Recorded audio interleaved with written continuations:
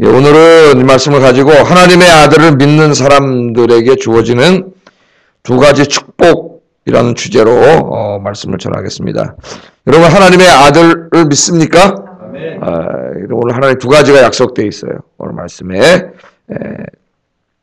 하나는 하나님의 아들을 믿는 자에게는 영생을 주신다. 이 영생이 요한일서에 계속 나오죠.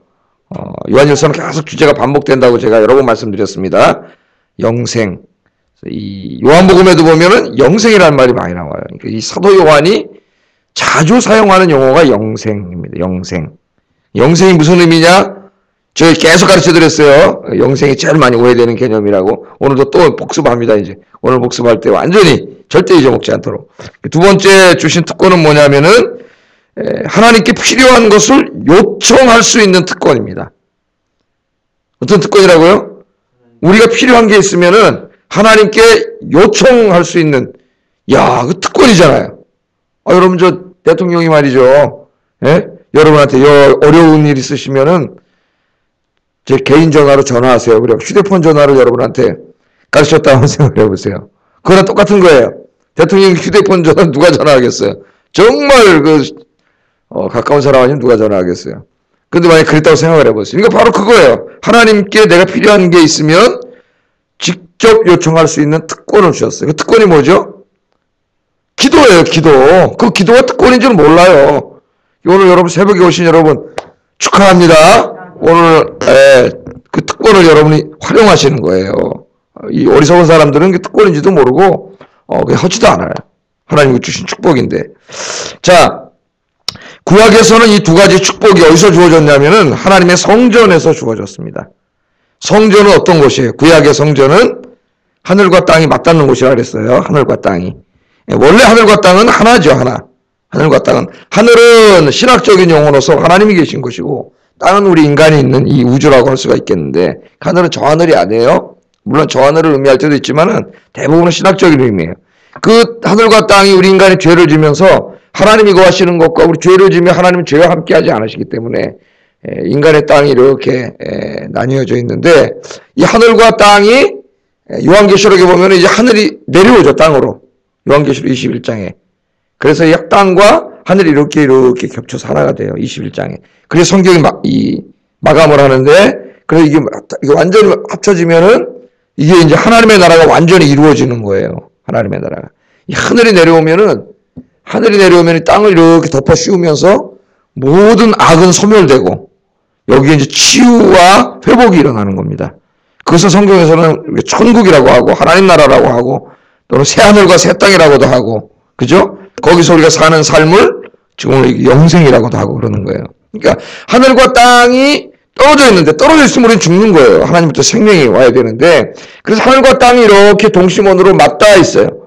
그 맞닿는 그곳이 어디냐면 바로 성전이에요, 성전. 그래서 이제 에스겔 1장을 여러분이 읽어보시면은, 이 에스겔이 환상 중에 보는데 그발강가에서 하늘의 보호자가 쫙 하나님의 성전으로 내려와 있어요. 연결이 되어 있어요. 그러니까 하늘과 땅이 연결되어 있어요, 성전에서. 그래서 이 성전은 하나님의 발등상이에요. 하나님의 발등상. 하나님 이렇게 앉아 계시면 다리가 인간으로 말하면 그렇다는 거예요. 발등상이고 그 위를 에스겔이 계속 올려다 보니까 저 위에는 하나님의 보호자가 있어요. 그래서 이 성전은 하늘과 땅이 맞닿는 곳이고, 그래서 거기에서는 하나님이 임재해 계신 곳이에요. 그래서 성전은 하나님이 계신 곳이에요. 하나님이 계신 곳. 그러니까 이곳에서 죄사함이 이루어지고, 우리 인간이 죄지면 죽지 않습니까? 구약시대는 언약의 형벌에서 죽어요. 그럼 죄짓고 다 죽잖아요. 그런데 하나님께서 그 죄를 용서받을 수 있는 길을 열어주신 거죠. 하나님이 임재해 계신 성전에 가서 내가 제사 행위를 하면은 하나님이 나의 죄를 용서해 주시는 거예요. 이제 이게 나중에 예수님을 상징하는 거 아닙니까? 그리고 두 번째는 거기에 계시면서 성전에 와서 기도하는 사람들을 만나주세요, 하나님이. 만나주시면서 그들이 요청하는 것을 하나님이 다 듣고 응답해 주세요. 그 문제를 해결해 주세요. 그것이 어디서 이루어졌어요? 성전에서 이루어졌어요. 성전에서. 그래서 이렇게 성전에 가서 기도하고, 성전에는 하루 아침 번제와 저녁 번제가 365일 매일 드려졌어요. 그러니까 이 구약 시대의 이 성전 신학과 가장 근접하게 신앙생활하는 이 교회가 대한민국 교회예요, 사실은. 왜 새벽 재단이 있고, 매일 밤에는 안 하지만은, 어떤 교회는 매일 밤 하는 교회도 있습니다. 부산의 수영로교회는 지금 어떻게 하는지 모르겠는데, 교회가 크니까 이제 매일 밤에 또 있어가지고, 매일 밤 목사님들이 부교육자들이 돌아가면서 설교하시고, 또 밤 기도할 분들이 와서 하고, 정필도 목사님 계실 때는 그렇게 했어요. 지금 모르겠는데, 이제 그분이 은퇴하셔가지고, 그분이 이제 아침 번제와 저녁 번제를 드렸어요. 말씀 그대로. 속으로는 이게 새벽에 이제 목사님이나 기도하지, 교인들 와서 기도하라고 하면 공통의 모임은 없어요. 이런 게. 그게 여러분 얼마나 축복입니까, 이게.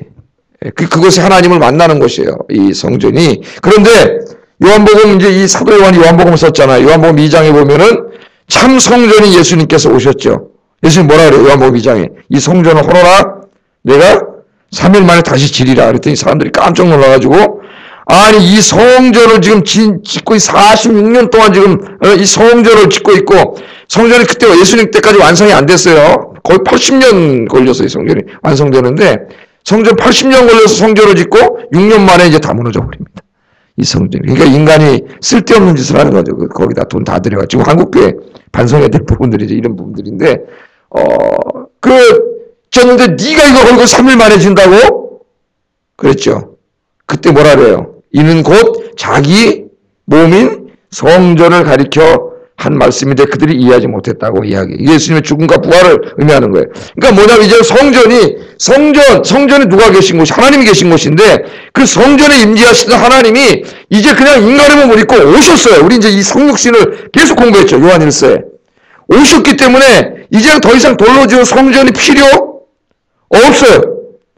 예수님 안에 있으면 죄사함 받고 기도에 응답받는 역사가 일어납니다. 할렐루야.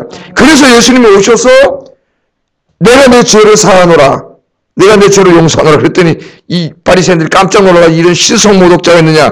죄를 사하는 분 하나님밖에 없는데 성전에 가서 제사장한테 제사를 지내서 죄를 사야 되는데 네가 무슨 죄를 사하냐. 네가 하나님이냐. 이래서 예수님 죽인 거 아니에요. 바로 그분이 하나님인데.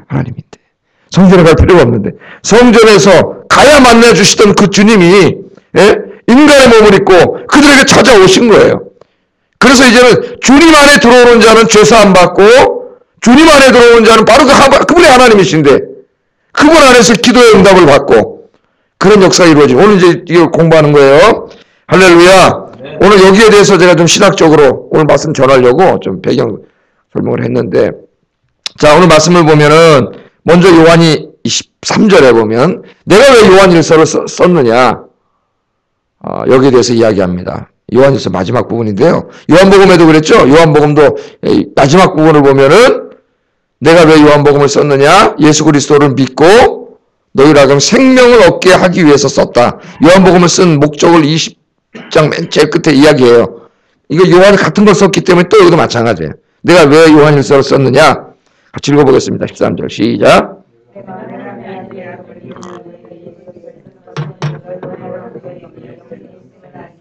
예.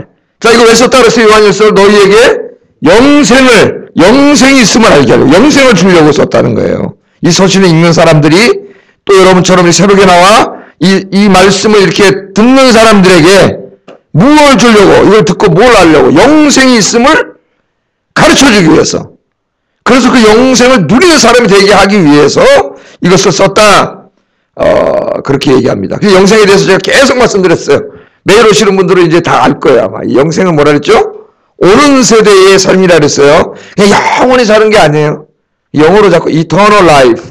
이게 다 신학적인 지식이 없어가지고 이 미국 사람도 오욕이에요. 사실은 이게 the life to come.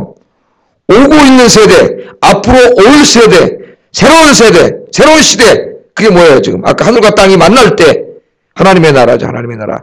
거기에서 살게 되는 생명인데 그러니까 아이오나라고 하는 헬라어를 잘 몰라가지고 이 사람들이 자꾸 그냥 eternal life를 영생이라 영생.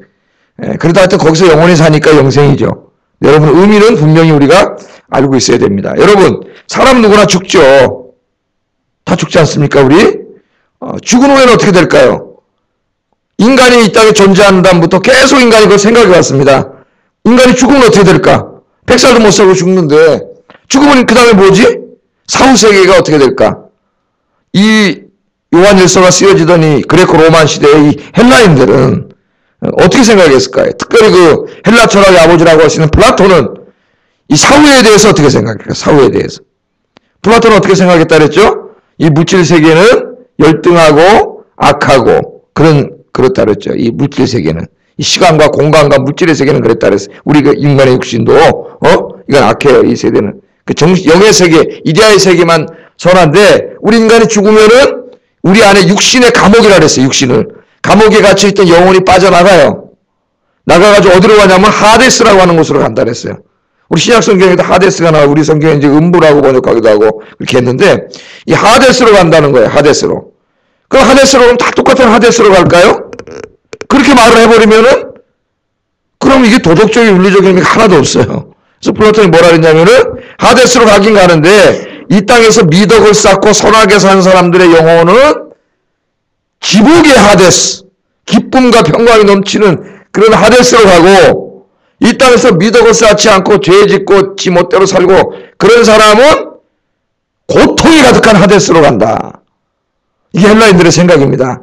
육신은 부활하지 않아요. 그들은 없어지는 거예요. 이건 그냥 악한 거예요. 없어지는 거예요. 영혼만 그렇게 간다. 그래 나누었어요. 그것을.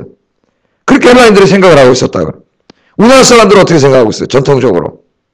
우리나라도 이승과 저승이 있어요. 뭐 불교는 우리나라 전통 종교가 아니니까 우리나라 전통 종교에 하면 이승과 저승이 있어요. 우리 지금 어디에 살아요? 전통 종교에 하면 우리는 이승에 살죠. 죽으면 어떻게 돼요? 저승에 가요. 그래서 우리나라 전통 종교에는 맨 처음에는 그냥 이승과 저승밖에 없었어요. 이때는 이승에 살다가 죽으면 영원히 저승에 가는 거예요. 근데 그렇게 가르치다 보니까 윤리적인 의미가 없단 말이에요. 그럼 이 땅에서 선하게 산 사람과 악하게 산 사람이 차이가 없잖아. 그래가지고 나중에 불교가 들어오면서 불교의 그 지옥 개념을 받아들였어요. 이 극락과 지옥을 받아들여가지고 저승이 나뉘어요. 플라톤은 똑같아졌어요. 그래서 착하게 산 사람은 어디 가요? 극락. 불교가 왕생 극락하소서 극락에 가고. 악하게 산 사람은 땅 속에 어디에 있는 감옥이잖아요. 지옥. 그 말 아닙니까? 지옥에 간다는 거예요. 우리 전통 종교도 그렇게 가르쳤어요. 불교는 어떻게 가르쳐요? 불교는 죽으면 어떻게 돼요? 제가 옛날에 설교할 때다 말씀드려도 주의라 그랬어요. 예? 윤회하잖아요, 윤회. 다시 태어나요, 불교는. 그 다시 태어나는 게 49일 만에 다 결정이 돼요. 그래서 뭐 지내? 77, 49제 지내잖아요. 그 49제를 어떻게 하느냐에 따라서 또 이 넷에 태어나는 게 달라져. 6가지로 태어난다 그러잖아요. 6가지. 예? 내가 다 외우는지 모르겠는데 지금 제일 좋은 데 태어난 사람 어디죠? 왕생, 극락에 태어나는 거고. 제일 나쁜 데 태어나는 게, 예? 지옥에 태어나는 게 지옥 감옥에. 그 다음에 축생. 그 다음에 나쁜 게 축생. 동물로 태어나는 거예요. 그래서 이 동물도 다 옛날에 우리 할아버지일지도 몰라. 그래서 안 죽이는 거예요. 벌레도 제가 우리 조상일지도 몰라. 예? 그게 안 죽이는 거예요. 그 다음에 뭐 있어요? 인간, 아귀 다툼한다 그러잖아요. 아귀. 이것부터 이제 이 생의 세상이 아니에요. 형이상하게요. 저쪽. 뭐 신비합니다. 아귀로 태어나. 예? 그 다음에는 또 뭐 있더라? 하여튼 이렇게 6개. 6개로 태어나는 게 계속 어떻게 윤회해야 돼, 윤회. 이게 돌아요. 서큘레이션이에요. 돌아요. 그러다가 이 윤회의 사실이 계속 돼. 그래서 이 땅에 살 때 이 고통과 막 어렵게 사는 사람들 있죠. 인도에 가면 불가촉 천민들. 힌두교에서 특별히. 저 사람들은 저기서부터 해방되려고 하면 안 돼요. 그걸 다 당해야 돼, 고통을. 왜 고통을 당해? 왜 불가촉 천민으로 태어났다 그래요, 저 사람들이. 과거 죄를 졌기 때문에 그런 거예요. 그러므로 다음 세상에서 다음 윤회했을 때 좋은 사람, 부자로 태어나려면은 그 고난을 다 당해야 돼. 자기가 죄값을 받아야 돼. 그걸 불교에서 뭐라 그래요? 업보라 그래요, 업보. 그게 업보예요, 업보. 업보를 다 당해야, 그게 당하는 거예요. 그래갖고 제가 진짜 불교 국가에서는 공산주의가 안 된다 그랬죠. 그래서 태국은 공산주의가 못 들어가 성공을 못 했어요. 태국에서는. 왜? 당해야 되는데, 공산주의는 내가 당하는 게 저 자본가 때문에 때려 엎어가지고 새로운 세상을 만들어야 불교는 그렇게 하면 안 돼, 힌두교하고. 왜? 이걸 당해줘야 내가 다음 세대에서, 다음 세상에서는 잘 태어나니까. 예? 이게, 그 업보를 당해야 돼. 업보입니다. 아미타홀. 업보입니다. 업보를 당해야 된다는 거예요. 여러분, 우리 기독교는 뭘 믿어요? 그럼 여러분, 기독교는 뭘 믿어요? 이 기독교를 플라톤이나 전통 종교로 비슷하게 생각했던 한국 사람 굉장히 많다 그랬죠. 죽으면 이거 썩어 없어지고 영혼만 올라가서 영혼이 천국에 가서 사는 거라고 생각하는 기독교인들이 엄청나게 많습니다. 잘 몰라가지고 성경이 가르치면 그게 아니죠. 예? 우리는 육체의 부활을 믿는 종교예요. 육체. 그래서 죽으면 어떻게 돼요? 영과 육이 일시적으로 분리가 되죠. 분리가 돼서 육은 흙으로 돌아가고 혹은 화장하면 태워서 한 줌의 재로 가지만 영은 하나님이 계신 하늘로 가. 하늘. 그 하늘을 성경에서 예수님이 뭐라 그랬어요? 낙원이라 그랬지. 네가 오늘 나와 함께 낙원에 있으리라. 낙원. 그래서 하나님을 믿고 죽은 사람들의 영혼은 낙원에 가. 낙원에 가서 안식하고 있어요. 언제 뭘 기다리는 거예요? 주님이 재림하실 때 다시 부활, 육신의 부활하는 몸을 기다리고 지금 우리 먼저 간 분들이 낙원에 있는 것이고, 믿지 않고 죽은 사람 우리 베드로전서 공부할 때 공부했죠. 음부에 가서, 하데스에 가서 고통 중에 마지막을 기다려요. 어디가 이 사람들은? 지옥에 가요. 지옥에. 가톨릭에서는 이렇게 가르치면 너무 가혹하니까 중간에 하나 더 만들어놨어요. 뭘 만들었어요? 연옥을 만들어놨는데, 연옥을. 그래서 이 땅에 살 때는 비록 좀 교회 다녀도 나이롱 신자가 많잖아요. 근데 저 사람 지옥 갔다 그러기는 좀 그러니까는 그냥 그렇게 엉망진창으로 살아도 연옥이라는 데 가가지고 연옥에 가서 그냥 거기 가서 또 그냥 훈련받고 고통당으로다가 거기서 깨달으면 천국에 갈 수 있다는, 천국에 가서. 이게 가톨릭의 교리예요. 가톨릭 연옥 있어요, 없어요? 없어요. 그럼 사후에 또 기회가 있다는 건데 말도 안 되고. 종교개혁 일어나기 전에는 연옥에 우리 부모님들이 가 있는데 여기 있으면 안 되지 않느냐. 헌금 많이 내면은, 건축 헌금 많이 내면은 연옥에다 천국으로 가신다. 이 거짓말 한 게 바로 뭐 팔아먹은 거예요? 면죄부 팔아먹은 거예요. 그래서 자식들 입장에서 부모가 지금 연옥에서 고통당하고 있다는데 헌금 많이 내면 천국으로 가신다는데, 예? 그 당시에 무슨 성경을 읽을 수가 있어요? 성경 다 뭐로 기록되어 있어요? 라틴어로 기록되어 있잖아요. 라틴어 성경밖에 없으니까. 독일 사람들 못 읽어 성경. 신부가 거짓말한다 그냥 속는 거예요. 그래서 이 루터가 나중에 이 성경을 독일어로 번역을 하는데, 그때 바로 하나님 인쇄술이 막 개발되게 해가지고 구텐베르그가 그냥 책을 이제는 막 쓰는 게 아니라 대량으로 생산할 수 있게 되는 거예요. 하나님이 다 이렇게 하시는 거예요. 성경책이 독일어로 읽으면 성경책을 읽으면서 시민들의 성경에 대한 지식 수준이 높아지고 더 이상 이 신부들이 거짓말할 수가 없어요. 네? 그래서 루터의 종교개혁은 성공할 수 있었던 거예요, 여러분. 이게 다 요인이 있는 거예요. 그래서 루터가 비텐베르크 성당에다 96개조 반박문 썼는데 대부분이 다 연옥교리를 비판하는 거예요, 연옥교리. 그래서 우리는 기다리고 있어요, 우리 연옥에서. 천국보다는 안전하지 않아요. 육신이 없기 때문에 안전하지 않아요. 그렇지만은 우리 주님이 이제 재림하실 때 이 썩어 없어진 육신을 주님이 모아가지고 바로 그 육신을 모아서 새로운 몸, 죽지 않는 몸, 영원한 몸, 병들지 않는 몸, 그게 뭐예요? 그 몸을 주셔갖고 영혼과 다시 합쳐져. 그 부활체, 영광의 몸을 주시는데 그게 바로 여기 나오는 뭘 주는 거예요? 영생이에요. 이게 바로 영생. 아셨죠? 그 영혼이 사는 게 아닙니다, 여러분. 우리 기독교 들으면서. 이 영생, 하나님의 아들을 믿는 너희들에게는 하나님이 영생이 있음을 이 주셨다는 것이고, 내가 쓰는 이유는 이 영생이 있다는 걸 알게 하기 위한 거라는 거예요. 그게 뭐야? 너희들은 이 세상 다가 아니라는 거예요. 예? 이 땅에서 늙고 병들고 있다가 끝나는 게 아니라 이제 이 주님이 이 땅에 하나님 나라를 완전히 이루시는 그날 영원히 죽지 않고 멸망받지 않은 몸, 생명을 얻어서 영원히 하나님과 사는 그 영원한 생명, 그게 있음을 알게 하기 위해서. 그 모르고 사는 사람 너무 많아요. 그러니까 어떻게 살아요? 이 땅에다 코박고 여기다가 다 욕심 부리고 이 땅에 쌓고 모으고 부자처럼 창고 크게 짓고 창고 짓는 일만 하잖아. 그 예수님이 뭐라 했어요? 야, 하늘 창고를 줘야지. 이 잠깐 있다 죽어버리고 여기다 다 쌓아놓으면 그게 무슨 소리 있냐는 거예요. 예? 하나님 나라에 창고가 있어야지. 하나님 나라에, 예? 이 땅 은행에다 잔뜩 집어넣으면 뭐예요? 금리도 또 내려간다는데. 하나님 나라 은행에, 여러분 있어야지. 잔고가. 주님 앞에 부자가 돼야지. 그래, 영원한 생명이 있음을 알려드리려고 썼어요. 오늘 저는 그 말씀을 가지고 여러분에게 알려드리는 거예요. 하나님 말씀을. 이 땅이 다가 아닙니다. 여러분이 영원히 살 곳이 있는데 그 나라를 준비하시는 여러분 되기를 주의 이름으로 축복합니다. 사람들이 어리석어서요, 100세 인생이라 그러고 노년은 준비하면서, 잠깐 살다가 노년은 준비하면서, 영원히 살 그 나라 영생을 준비하지 않아요. 정말 어리석은 사람들이에요. 여러분, 노인은 100세 인상이라고요? 100세까지 여러분은 산다는 보장 됩니까? 살다가 안 걸리면 죽어요. 내년에 죽을 수도 있어요. 예? 저희 장인어른 돌아가셨을 때 사돈이지, 사돈. 우리, 그러니까 동서의 형님이신데, 예? 그 당시 프로스펙스 이사하고 오셔가지고, 저희 장모님 살아계실 때 사당마님, 이 험난한 세상 어떻게 사시렵니까? 근데 경상도 분인데, 정말 너무 독특하게 인사를 해가지고 기억이 나요. 그 다음에 1년에 간암으로 죽었어요, 이분이. 자기 일 다음에 간암으로 죽을 줄 모르는 거야. 뭘 100세까지 살아요?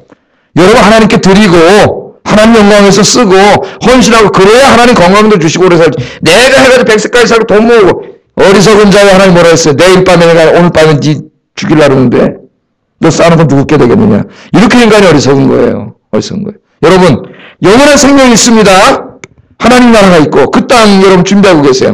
이 나라를 준비하는 삶을 사시는 여러분 되기를 주의 이름으로 축복합니다. 네. 두 번째, 우리의 필요를 직접 구할 수 있는 특권을 주셨습니다.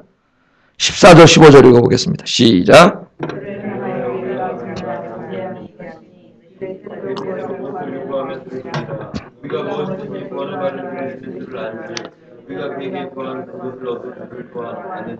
아멘. 아멘입니까? 아멘. 예, 이 말씀을 여러분 가슴에 품어야 돼요. 그래야 새벽에 나와 기도할 수가 있어요.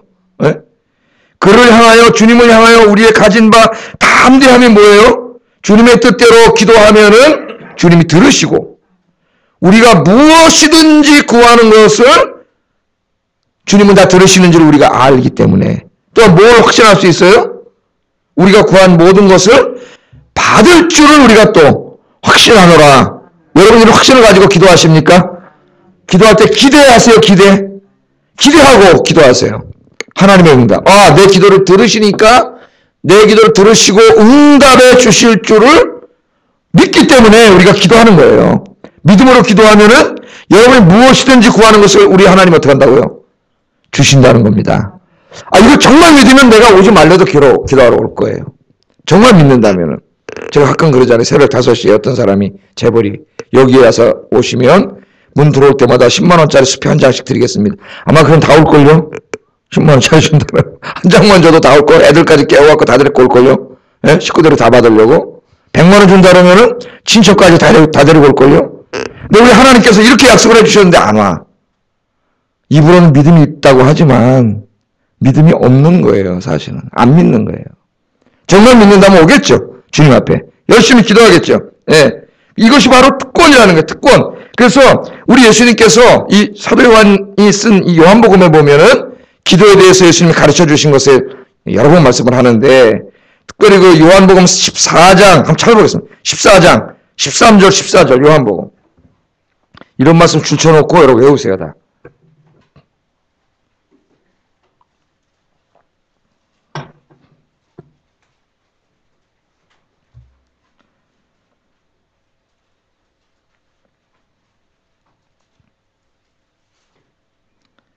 찾으셨어요?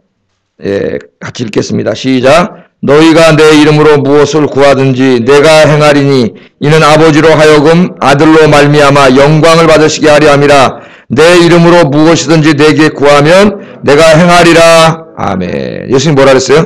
내 이름으로 무엇이든지 구하면 내가 행하리라. 믿습니까? 그래서 우리는 기도할 때 누구의 이름으로 기도해요? 예수님의 이름으로 기도하는 거예요. 왜? 우리는 죄인이기 때문에 걸어가신 하나님 앞에 갈 수가 없어요. 그래서 누구의 공로로 가는 거예요? 예수님의 십자가의 공로로 주님 앞에 갈 수 있는 거예요. 그래서 우리는 우리의 이름으로 기도할 수 없습니다. 그래서 반드시 누구의 이름으로 기도해야 돼요? 끝까지 예수님의 이름으로 기도했습니다. 그 말은 예수님의 십자가의 공로를 의지하여 기도했습니다. 그럼 하나님이 알아들으시 다 아세요. 네가 내 아들을 믿는 거, 오늘 여기 하나님의 아들을 믿는 자에게 이런 특권이 있다 그랬잖아요. 하나님께서 그 응답을 해주신다는 거예요. 내 이름으로 무엇을 구하면 주리라. 또 15장 7절 관장 넘기면 15장 7절 시작. 너희가 내 안에 내가 너희 안에 거하면 무엇이든지 구하라. 그리하면 이루리라. 아멘. 너희가 내 안에 거하고 내가 너희 안에 거하면 그게 뭐예요?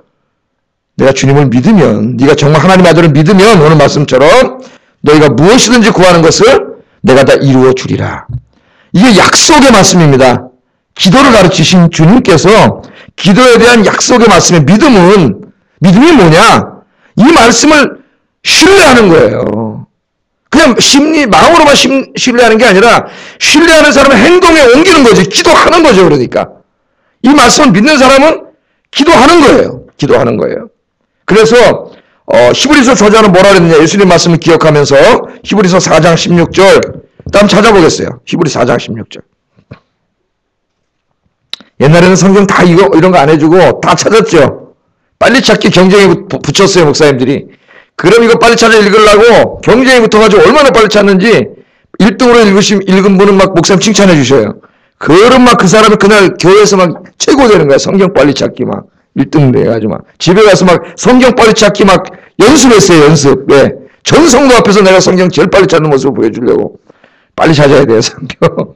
자, 히브리 4장 16절 읽겠습니다. 시작.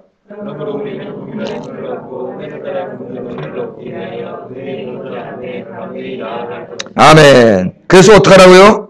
때를 따라 돕는 은혜를 얻기 위하여 은혜의 보좌 앞에 담대히 나아가면 항상 그런 말이에요. 항상 나아갈지니라. 아멘. 은혜의 보좌가 어디예요? 은혜의 보좌는 지성소예요. 지성소. 우리 지성소가 어디 있어요? 성전도 없는데. 여기 지성소는 뭐예요? 예? 하늘과 땅이 만나는 곳이 어디서 만난다 그랬어요? 이제는 예수님 안에서 만난다 그랬잖아요. 여러분이요, 예수의 이름으로 모인 그곳이 지성소예요. 신약시대에는. 예수의 이름으로 모여서 예배하면 그것이 하늘과 땅이 만나는 지성소고, 그래서 두세 사람이 모인 곳에는 내가 너희와 함께 있으리라. 하나님이 영광 중에 임재하는 거예요. 왜 제가 예배 드릴 때 예배에는 하나님이 임재해 계십니다. 왜 그래요? 바로 약속의 말씀이에요. 예수 안에 예수의 이름으로 모이면 그것이 하늘과 땅이 맞는, 거기가 성전이 되는 거예요. 이제 돌성전이 성전이 아니라. 이거 없어도 돼요, 건물. 다 때려보시고 그냥 들판에 앉아있어도 상관없어요. 들판에 서너 명이 예수의 이름으로 모여서 찬송 부르고 기도하면은 바로 그것이 지성소예요. 그것이 하늘과 땅이 만나는 곳이고 성전이에요. 오늘 여러분이 예수의 이름으로 모여서 예배드리고 기도하러 이곳에 오셨는데 이곳은 지금 하늘과 땅이 교통하고 있는 곳이에요. 만나는 곳이에요. 하나님의 발등상이고 하나님의 영광 중에 임재한 계신 줄로 믿습니다. 그래서 이것을 믿고 확신하는 가운데 예배드리는 사람은 치유가 일어난다 그랬잖아요. 치유가. 그냥 와서 왔다 갔다 성전 뜰만 밟고 왔다 갔다 하는 사람 아무 역사 안 일어나요. 이런 믿음과 확신을 가지고 예배드리고 기도한 사람에게는 치유가 일어나요. 치유가. 여기 하나님 임재해 계시기 때문에. 여러분 믿습니까? 이것이 바로 하늘과 땅이 만나는 곳이. 오늘 여러분이 예수의 이름으로 여기서 기도하잖아요. 우리가. 이것이 지성소예요. 지성소. 여기 하나님 임재해 계세요. 여러분이 하나님 앞에서 임재 가운데 기도하시는 거예요. 예수의 이름으로 기도하면 우리 주님이 응답해 주실 줄로 믿습니다. 여러분의 집에서 예수의 이름으로 무릎 꿇고 기도하면 여러분의 집이 하늘과 땅이 만나는 지성소가 되는 거예요. 그러면 여러분 하나님이 여러분 집에 거하시는 거예요. 여러분이 오늘 직장에 나가셔서 이 삶의 도전에 나가서 거기서 예수의 이름으로 기도하면 바로 그것이 하늘과 땅이 만나는 성전이요 지성소가 되는 거예요. 여러분이 예수의 이름으로 무릎 꿇는 그것은 어디나 하늘과 땅이 만나는 곳이 되는 줄로 믿습니다. 그것은 거룩한 곳이에요. 길을 지나가다가도 여러분이 기도하면서 가면 그것은 바로 하늘과 땅이 만나는 곳이고 거기 하나님이 여러분과 함께 계세요. 우리 주님이 거기서 기도하면 여러분 기도 들으셔도 응답해 주실 줄로 믿습니다. 이게 바로 주님을 향하여 우리가 가진 담대한 것이다. 그렇게 성경에 말하잖아요. 담대한 믿음이 바로 이것이니 우리가 주의 뜻대로 무엇을 구하면 이루어 주시리라. 단 주님의 뜻대로 구해야지. 우리 욕심을 구하면 안 되겠죠. 그가 기도하는 사람은 성령께서 주님의 뜻대로 구하게 인도해 주세요. 오늘 아침에 여러분 주 안에 오셨습니다. 예수의 이름으로 모이는 이것이 바로 성전이고 은혜의 보좌요 지성소요. 오늘 이것을 기도하 주님 만나고 돌아가시는 여러분 되기를 주의 이름으로 축복합니다. 기도하겠습니다. 말씀을 생각하겠습니다.